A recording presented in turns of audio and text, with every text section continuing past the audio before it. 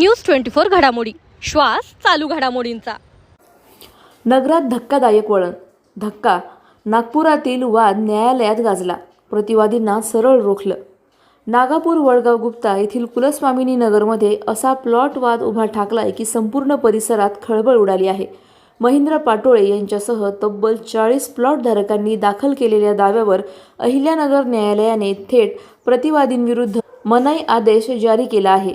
सदर प्लॉट क्रमांक 103.21 आणि 103.5 या मिळकतीवर कोणीही व्यवहार, बांधकाम किंवा तोडफोड करू नये, अन्यथा त्याचा परिणाम तक्रारदारावर होणार नाही, असा स्पष्ट आदेश देत कोर्टाने प्रतिवादींना मोठा धक्का दिला आहे।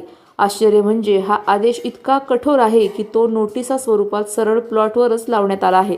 यामध्ये प्रतापराव ढाकणे व इतरांचा उल्लेख असल्याने प्रकरण अधिकच गंभीर झालं आहे।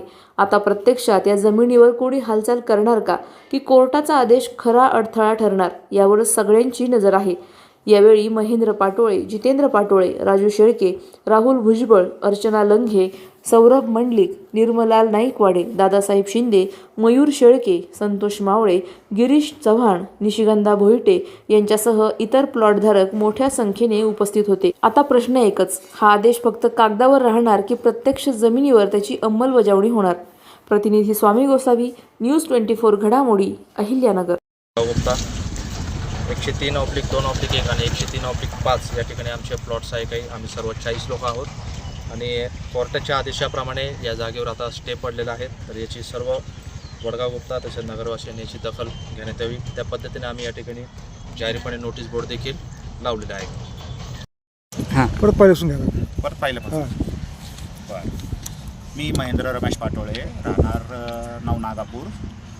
माझा प्लॉट इथं 103/2/1 व 103/5 मध्ये आहे। आम्ही सर्व 40 लोक आहोत। इथं जागेचा वाद निर्माण झाल्यामुळं प्रतापराव बबनराव ढाकणे व महेंद्र रमेश पाटोळे अशी आम्ही एक केस दाखल केलेली होती स्टेसाठी 15/4/2025 रोजी। तर माननीय कोर्टाने आम्हाला स्टे मंजूर करून 29/7 आम्हाला स्टे मंजूर केलेला आहे। तर सध्या आम्ही आता इथं ह्या जागेवर पाटी लावत आहोत आणि आता हे सगळं कोर्टाच्या नियमाने चाललेलं आहे। अशाच बातम्यांचा आढावा घेण्यासाठी आजच आपल्या YouTube चॅनलला सबस्क्राईब करा। बातमी आवडल्यास लाईक करा आणि इतरांपर्यंत शेअर करा।